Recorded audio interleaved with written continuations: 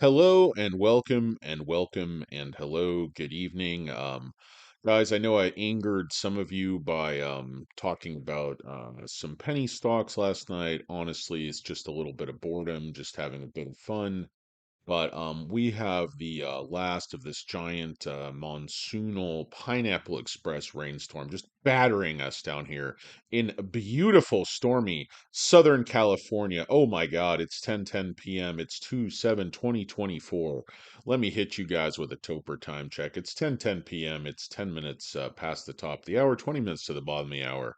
It is 1 hour and 50 minutes till midnight, and it is, just under 3 hours until the pre-market opens. And that brings me to the topic on the table, and that is Tenax Therapeutics. Tenax Therapeutics. Guys, I wanted to bring you a video, and again, I do have all my safety gear on because this could get very, very bumpy for shorts and bearers tomorrow morning because this is a nano floater, guys. This is just a tiny, tiny float on this stock. So, uh, honest to God, anything can happen on this one.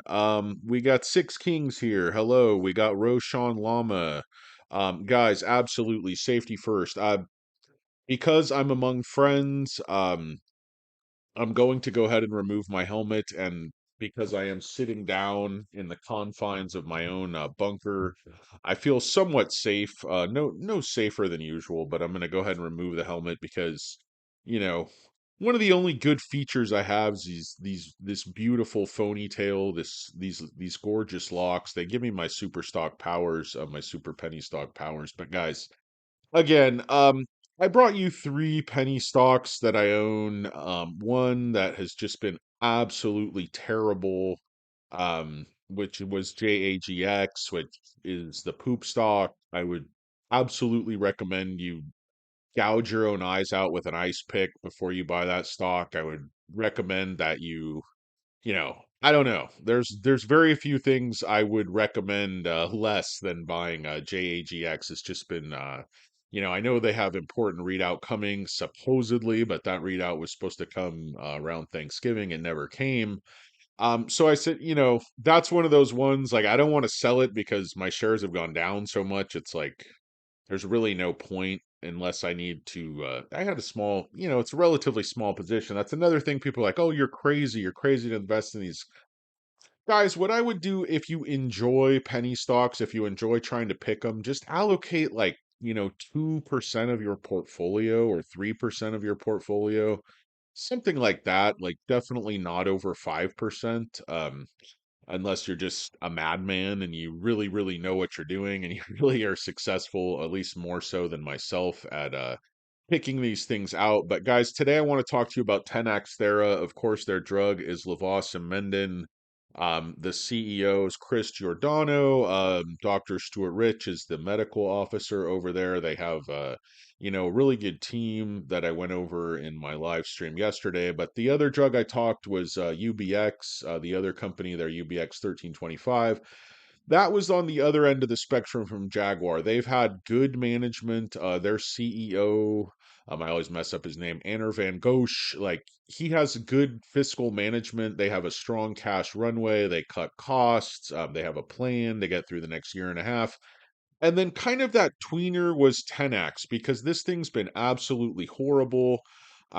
They did a strategic review when they ran out of money, and they had two drugs, Aminatib and Levosamendan, teed up for phase 3 trials. These are both oral formulations of somewhat proven drugs, but Levosamendan is for, the rights that Tenax owns is for HPEF, and they have a P3 trial that the FDA is sort of, given them very, very favorable terms. They don't have to do the long-term safety studies that can go on for years, 4, 5, 6, 10 years at times. Because this drug has such a long track record, decades and decades of being used for this indication, this specific type of heart failure with preserved ejection refraction, or whatever the hell you say. Somebody said, I kept trying to say that and I sounded like a big idiot.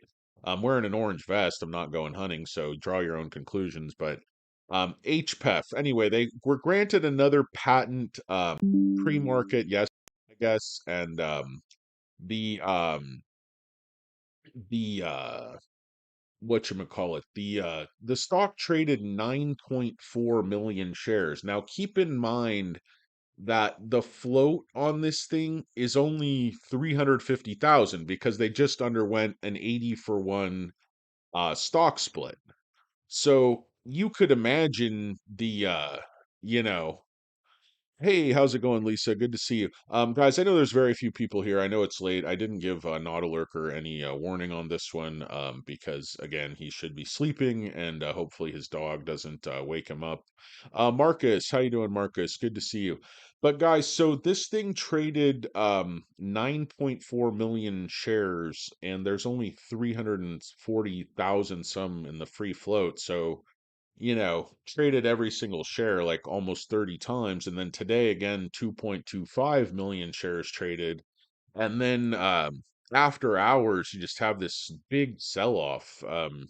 All the gains from today back down to $11, which I don't know if that was odd timing or what exactly that was. But in any case, guys, I think that this is the news everybody's been waiting for to pump the stock. Now, whether it pumps or whether it sells off or whether the offering's already loaded and it's really bad, based on a share price from however long ago, whenever they would have made some kind of agreement, or whether somebody's already there to buy the offering or whether Roth is scouring for another turd of a hedge fund to pick up this offering and all the associated warrants, and they're just going to, give away the store again because, there's only 350,000 shares right now. And I get, they're talking about printing multiple times that many shares. So, even in the best of cases, even if they got funding to get through P3, we'd be looking at, massive dilution, which most of us shareholders, if you're actually long and actually want to get the drug to market, you'd accept. But let's face it, a lot of people play these penny stocks just for a pump. Now, there there's a lot of hubbub about how there's just not that big of a short on the stock. I completely disagree. It's basically sorry guys, I'm trying to get my calendar. It's acting up on me. So if you look at the short interest, guys, it says 18,000 shares, but then shares on loan 43,000. Now keep in mind that the entire free float is 340,000. So that's, close to 15% of the free float right there. And then you look at cost to borrow, 191%, utilization 98%. This data can get a little bit wonky after reverse splits, but I feel like there has been enough time at this point for Ortex to pull the data together. And when I look at the data over the last 7 days, the short interest has gone up 42%, shares on loan gone up 31%, cost to borrow up 28%, utilization up 33%. So the short has just gone up like crazy over the last week.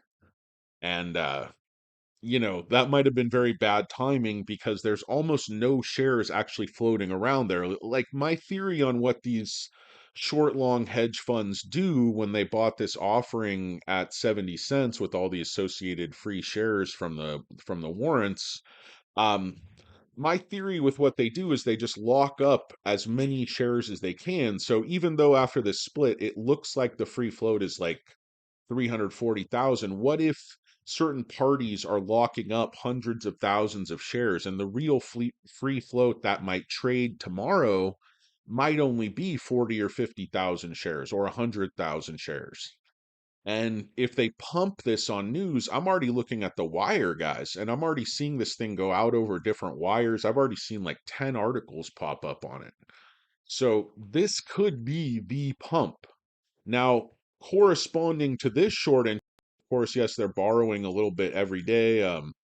Borrowed 1,500 shares today. Borrowed a few, like 100, literally yesterday. But remember this, guys. This thing usually trades almost no shares. I don't know, Dark Master.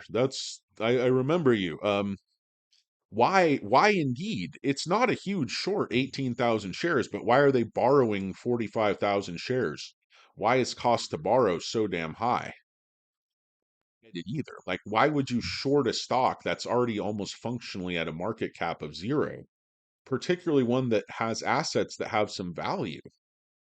But sometimes market makers do silly things. And remember, Dark Master, these are not like the cream of the crop, like hedge funds and shorters. When you're talking about these extremely low floaters and these short long guys, some of these companies are, constantly in trouble, constantly being sued. You know, these are not always the smartest people, in the room. So I don't know why they're doing that, but they want to drive the company under. They want to take away all the options, or they want to make the offering so incredibly horrible. Maybe they can buy, 98% of the company for almost nothing. I mean, that's kind of what they did last time. And, whenever, like I said, whenever I see Roth Capital, the people I talk to, I always hear, strange things about them, that these strategic reviews they do and these offerings just don't work out. They don't work out for the companies, and I don't know how often that's true. I'm sure it's the case where some do and some don't, and often when you're left with a negative feeling, that sort of sticks in your mind more. You write about it more, you amplify it more on the internet. So maybe they do make good deals as well. I'm sure they do, or companies probably wouldn't hire them. But give me your theory, Dark Master. Seem like if you're the same guy as yesterday, I'm not sure if you are, but like the guy was saying I was trying to pump this. I'm like, I wouldn't recommend anybody chase this tomorrow because it's probably going to be a pump and dump. Because basically what's the news, guys? The news is they're enrolling the first patient, but they're not even going to have the first top line data till end of year 2025. And then the trial itself will probably take 2 years once they reach, full enrollment, which might take, I don't know. It won't take that long because they're only looking for 152 patients, and this is pretty common condition. And they already have 40 centers on board, which is really good news. Let's go ahead and take a little look see at the press release. So, enrolls first patient, phase 3 level study, pardon me there, evaluating TNX 103 oral levosimendan for the treatment of pulmonary hypertension and heart failure with preserved ejection fraction, PHPF, PEF, HPEF, I guess they say. Um, so this is a specific type of heart failure. Same thing. They got the patent, like their third patent on it yesterday. So, this is a randomized controlled P3 trial, 152 patients. And so this is the press release announced first patient has been enrolled in level of osmendin to improve exercise limitation in HPEF. There's the number if you want to click on it. This is Yahoo Finance. We are pleased to announce the enrollment of our first patient, phase 3, said Chris Giordano. Chrissy Boy is the CEO of Tenax Therapeutics. The Tenax team and our CRO and other research partners have worked tirelessly to reach this milestone. Our study is generating enthusiasm among North American cardiologists who treat HPEF. FDA has approved no drugs to date for this disease. And importantly, there is nothing in the pipeline really, and this is actually proven to meet their endpoint, or it looks very likely that it's going to meet their endpoint of statistically significant improvement in the 6-minute walk test.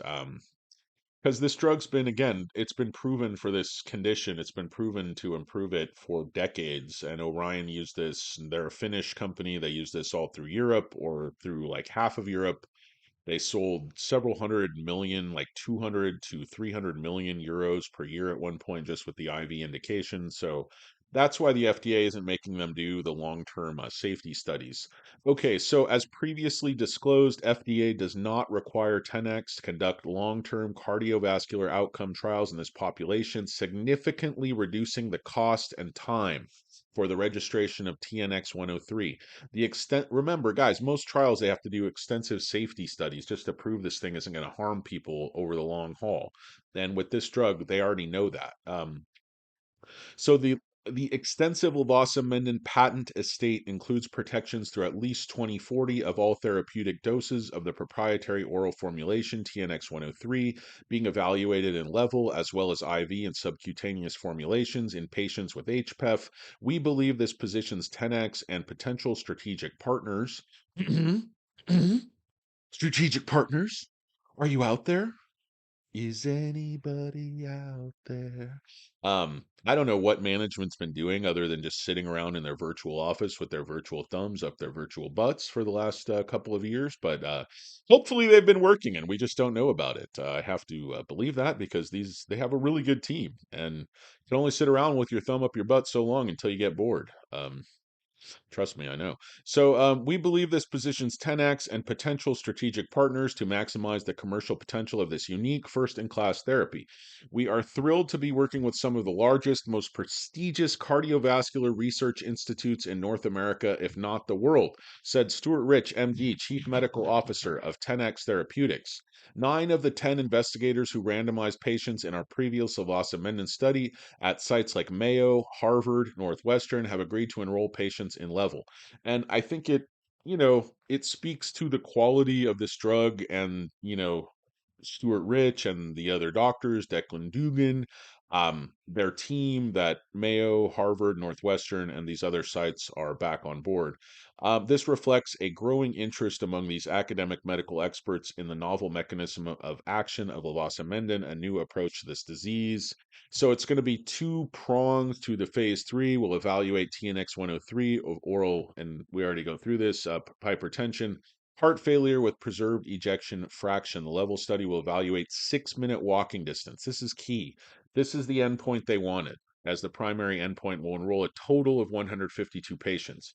So this could go very, very quickly, guys. There's millions of people with this condition. They have 40 centers basically committed. The phase 3 program, TNX 103, has been designed to exceed the minimal clinically important difference and satisfy the U.S. Food and Drug Administration's request for subject drug exposure of 300 patients for 6 months and 100 patients for 1 year. These are minimum requirements per ICH guidelines. And then it goes on to describe the study 152 patients. They're going to receive a 1-to-1 randomized control versus actual dose patients, levosimendan or placebo, 2 milligrams a day for weeks 1 to 4 and 3 milligrams a day for weeks 5 to 12. The primary outcome measure is a study 6-minute walking distance from baseline to week 12. So it's very simple. It's very straightforward. They're going to measure how far they can walk in 6 minutes at week 0, and they're going to measure again at week 12, and they're going to know the difference between the placebo and levosimendan, and they're going to measure the difference. Bing, bang, boom. You'll get some statistics nerds to use their slide rules and abacuses and bang out some statistics, and they'll tell us if it's significant, and if it's significant enough for the brain trust over at the FDA, they will approve the drug. And, of course, it's a lot more complicated than my brain makes it out to be. But lest we forget, guys, can you think of a short-term catalyst? Dark Master. This is the catalyst. Don't you know how these things work? Don't you know how they pump these things? Have you have you ever seen one of these? Trust me, they're going to lock the shares down. This whatever hedge fund bought that whole offering or whatever rat holes they dumped it off to, they're going to lock up all the shares and they're going to pump this turd, and they're going to probably do it tomorrow. Um, it's not just a trade. I mean, this drug will sell really well, but you just have to understand the time duration and the offerings and the dilution that are going to come in the interim, the ether between us. So you'd have to start small here and then be prepared. Basically, what happens is after they do the bad offerings, the price falls even below what the hedge funds just paid for the bad offering. And then they buy more of it off weak handed retail who dumps at the bottom. They tend to sell the dip and smell the rip, if the rip ever comes. So yeah, no, I know, Ether. You could see JAGX in 2015, it was $1.6 million per share, and now it's 10 cents or whatever it is. So, you know, it is what it is, guys. I mean, the money's gone, but has it been wasted or has it developed something useful?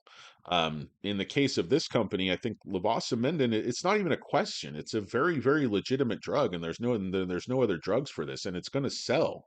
But this is going to take some years, guys. There's no revenues. There's no revenues this year. There's no revenues next year. There's probably no revenues in 2026. I mean, that's just the reality of this thing, guys. So for most people, this is a pump and dump. For the hedge funds involved, it's a pump and dump. Um, for me, it just depends. I would really like to see this trial go forward, and I think this drug will sell billions of dollars over time, before those patents expire in 2040. Because this is a quality of life thing. This is a life and death thing to a certain degree. I know it only prolongs. Doesn't cure the heart failure. But anyway, guys, it's how you look at it. I mean, some people could look at this company, something you just buy a little bit and you just lock it away. But I'm realistic. I know there's going to be bad offerings, dilution, all kinds of things. So you're going to have to be prepared to average down, get out your checkbook, buy those. If you're going to get through, say, 3 years with this company, you're probably going to have no less than three, four offerings. They're probably going to each time kneecap you for anywhere from 60 to 90% of the company. I mean, it just depends how desperate they get. If they get a partner, they get good cash management, they get a deal. I mean, I don't think they're going to get a direct buyout at this point, but if they just get a partnership, some type of strategic partner, it's a whole new ball game, and it doesn't require a ton of cash. So um, yeah, I mean, ether between us, there's what's up, Oprah's? How's your wet cave doing? How's Stedman? Hope he's filling the void. Um, we love Oprah's big wet cave. It's a musty magical place. And we at Un Poco Mas. I forgot this isn't really Un Poco Mas, I don't know. Um it kind of is. Un Poco Mas, we give you a little bit more. My name's Danny Deals. It's also penny stocks are stupid, but we just happened to talk about Tenax yesterday, and they had get patent news, and then boom, P3 enrollment. Kind of were hoping and knew this was coming. So again, as Dark Master notes, this is not really a catalyst because there's no revenue involved, but a catalyst is whatever the media and whatever the PRs and whatever the hedge funds and whatever the pumpers, say it is. So I'm not saying this is a big deal. I mean, all they're announcing is one patient was enrolled in a trial that's not even going to start for the foreseeable future. So, um, Dark Master, you don't have shares, Dark Master. What are you invested in? Dark Master probably is invested in like the safest things humanly possible, like I don't know, whatever that would be. It's got all his stars, just extremely what was that movie, The Other Guys? It's like I took the safest job I could, an accountant for the police department. No, so yeah, I mean there's what this company needs is somebody that can just provide the liquidity to go full speed into the trial and just get it done because the FDA is setting this thing up. Again, Dr. Rich was on the advisory committee for these particular type of hypertension drugs for years with the FDA. If you read Dr. Rich's resume, he's like, royalty in terms of cardiology and researching cardiology drugs. I mean, his drug Aminatib, he's from Precision Bio, which is a company that Tenax bought out, I believe, 3 or 4 years ago. But Aminatib is ready for P3 also, but they just chose to prioritize levosimendan, I think, they could get to market faster, better IP protection. Aminatib had failed due to gastric issues with the oral formulations. They had to rework that. They just felt, I think there was a lot more risk, a lot more unknowns in terms of Aminatib than there was in terms of levosimendan. Yeah, I have some SoFi news as well, but guys, SoFi's been like super boring. They just pegged that bastard at $7.60 and they keep pulling it back to that level like all week and just keep shorting it. And there are tons of shares borrowed on SoFi. So if Princess J wouldn't hit me over the head with a rolling pin, I might do a video, but I think that would be pressing my luck. But there's just not that much to talk about in terms of SoFi. Very, very good ER, goes in the books, goes on the ledger, and then they just short and attack the stock. I mean, if you look at it, they were sorry guys, I'm going a bit far afield, but if they were looking at you know 88, it was 84 million shares on loan on SoFi. Oh, it was like December. And now there's 155 million shares on loan, and they were borrowing even more shares today. So, um, yeah, guys, I have a ton of respect for Steve, and I know exactly what he's saying. It's like, I don't know if he really hopes it goes to five and he would just buy everything. I think Tevis was totally being honest that if it went down and like that low, he would start liquidating other stuff and he would be tempted to go all in. Obviously he's a young guy, so he might have a lot more risk tolerance. Not to say Steve's an old guy, but he's older than Tevis. He's a lot younger than me. Um, but in any case, I mean, even some older people would have more risk tolerance. Younger people might be more conservative. Like Tanner's a very young guy, but he strikes me like very, very conservative in his investing philosophy. Now, I know he goes for growth stocks like new, but I mean, he's a numbers guy. He's not a guy who's just going for home runs and is going to put all his money in like one or two stocks. And I just see him as like a guy who's going to be very prudent and very diversified. But I could be wrong about that. But anyway, guys, going a little bit far afield. Loaded some 2026 leaps on SoFi. Good man, Dark Master. I have me a lot of those leaps as well. Um. Oh, look at Lucid. Oh my God. I can't look at Lucid, guys. Lucid, I love their tech. I love their motor, their drive unit. I actually saw it. I went to the showroom. One of their engineers walked me through their drive unit. The horsepower per pound of that motor is just insane. Like they have some really good engineering at Lucid, but the decisions that were made are almost unrecoverable. They're not producing any units. That Saudi money is just like throwing. You guys saw the Saudis like came up with a football league where they spent, millions of dollars to get some of the best players in the world, and then they'd play to a stadium of like five people. So the Saudi sovereign wealth fund isn't necessarily the most careful thing in the world. Like they gave Jared Kushner $26 billion or something, and he's not he's not like super good at what he does. Um, his dad went to prison. Like it's not, they're basically slumlords. So I mean, just can't look at Saudi Arabia throwing money at Lucid as necessarily a sign that the company has a bright future. That's my opinion. Yeah, that's very true. Ether between us. Dimension Fund loaded huge in terms of the SoFi stock. We could bring that up. And sorry, guys, going into SoFi, that was pretty much all I had on 10x. That was the fake news.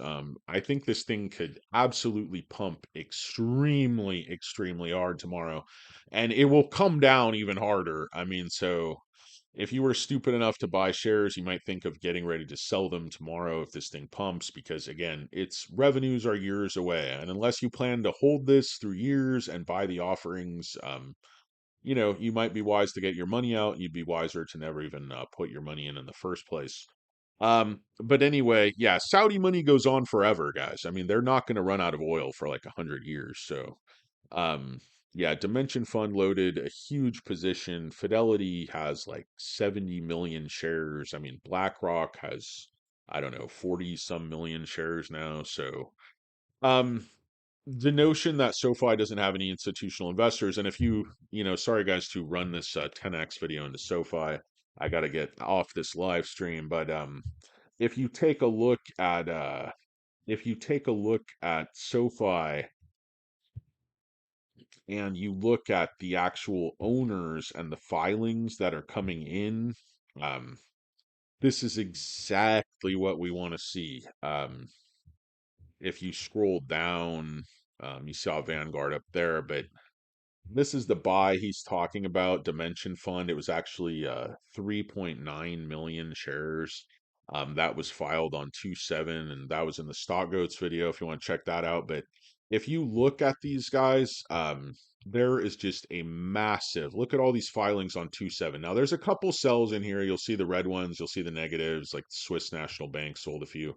But for these are all hedge funds and pension funds buying in about 15, 20 just on 2/7, and then even more on 2/6. You see big buys coming in from Summit Trail. All these groups, private advisor group, huge buys coming in. Charles Schwab had a big buy on 2.6. They have 5.5 million shares. So you know there are these you have to wait for the filings to catch up. Um, Flaherty Asset Management sold all their shares, which were worth zero. So you know things happen. But in any case, guys, if you go back to the earnings, you go back to say, 131, there's earnings. You see two reds, three reds, three sales, and then at least, I don't know, at least 15 buys. And then some of these other are buys. So we've got, I don't know, I didn't have time to count these guys, but 60, 70 filings, 80 filings, 100 filings, I don't know. Somebody could go through and count them, but that's exactly that's the number one thing we needed is institutional investors in terms of SoFi longs. So very good sign. Guys, pre-market's going to open in 2 hours and 20 minutes, and it's going to be very interesting to see how Tenax reacts because it really sold off hard after hours. So I don't know if they were dumping. I don't know if they're shorting. I don't know if they thought they knew something. I don't know if it was just bad timing. I don't know if it was just serendipitous. But Disney up 6%. Did they release earnings, Jazor? Didn't have time to look. PayPal looks like dead money for a while. Yeah, the whole revolutionary thing that they came out with wasn't really revolutionary at all. It was sort of minor incremental changes that brought them up to current, and they should have made those changes some time ago. But it seemed like PayPal, the previous management, was absolutely asleep at the wheel. So, in any case, guys, like Bloodhound Gang said, wake up, you're asleep at the wheel. So 10x, guys, big news, if you want to call it that. P3 enrollment, and we have to see, does this thing pump hard on some shares?